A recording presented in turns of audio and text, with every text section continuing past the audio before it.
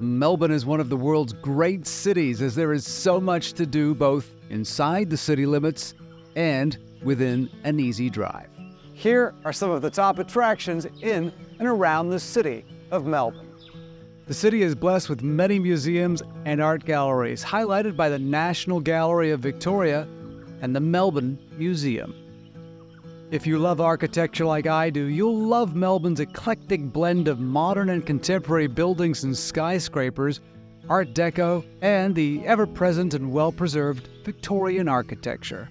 For the best view of Melbourne, travel up the Southern Hemisphere's highest observation deck at the Eureka Towers Sky Deck.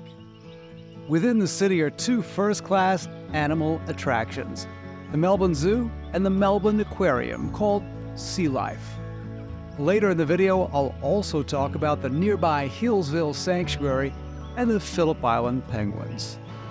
All right, this is one of Melbourne's iconic landmarks, the Queen Victoria Market.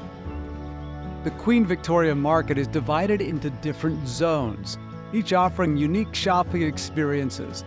These zones include the meat and fish hall, the fruit and vegetable market, the deli hall and food court, and of course the shops and stalls. There is also a seasonal night market on Wednesdays. No trip to the Victorian Market would be complete without a bag of donuts. If you're a tourist and want to do some shopping, this is the place in Melbourne. Now, of course, there are some other wonderful shopping areas in the CBD, and they include the historic Royal Arcade, the Burke Street Walking Mall, Melbourne Central, the Emporium, Swanston and Elizabeth Streets, to name only some of the great shopping areas in the city. Melbourne is one of the world's great sporting cities as it's home to cricket, Formula One racing, the Australian Open tennis tournament, one of the world's greatest horse races, the Melbourne Cup, and of course, Australian rules football. If you're visiting Melbourne during the winter, going to an Australian football game is a must. The games are played at two stadiums in the city, Marvel Stadium and the MCG. Both stadiums are in the Central Business District area and are easy to get to. The easiest way to get to both is by train or tram. Tickets are easy to get and relatively affordable. One of the special things about Melbourne are its parks. Near the Central Business District, you'll find world-class parks such as Edinburgh Gardens, Carlton Gardens, King's Domain, Fitzroy Gardens, and the incredible Royal Botanic Gardens, just to name a few. One of the unique attractions in Melbourne are its laneways. I remember living here in the 1970s, and these laneways were dirty, scary, and to be avoided. Well, now the opposite is true. You'll find chic shopping, boutique restaurants, bars, and coffee shops everywhere. Plus, they are a fun way to explore the city.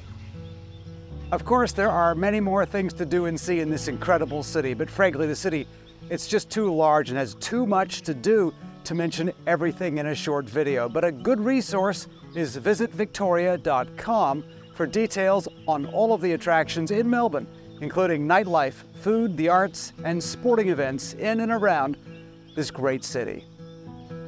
If you want to experience life outside of Melbourne, there are many half-day to full-day trips worth looking into. Here are some of the great excursions outside the city of Melbourne.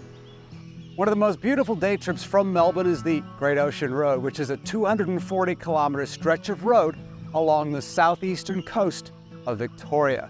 The highlight of the road, of course, are the 12 Apostles.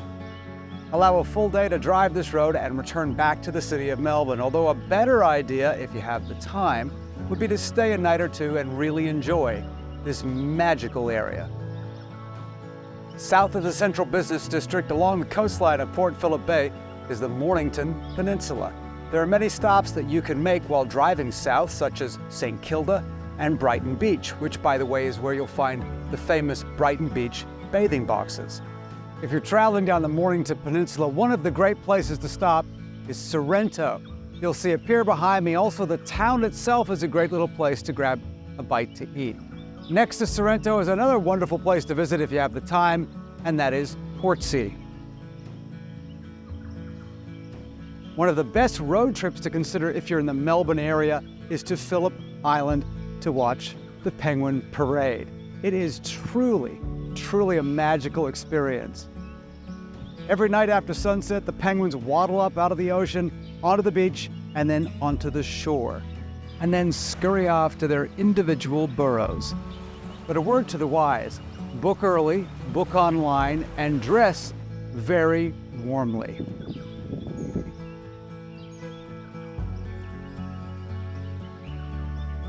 About a 40-minute drive from the center of Melbourne is the iconic Puffing Billy. Puffing Billy is a heritage steam railway located in the Dandenong Ranges and is one of the most famous and well-preserved steam railways in the world.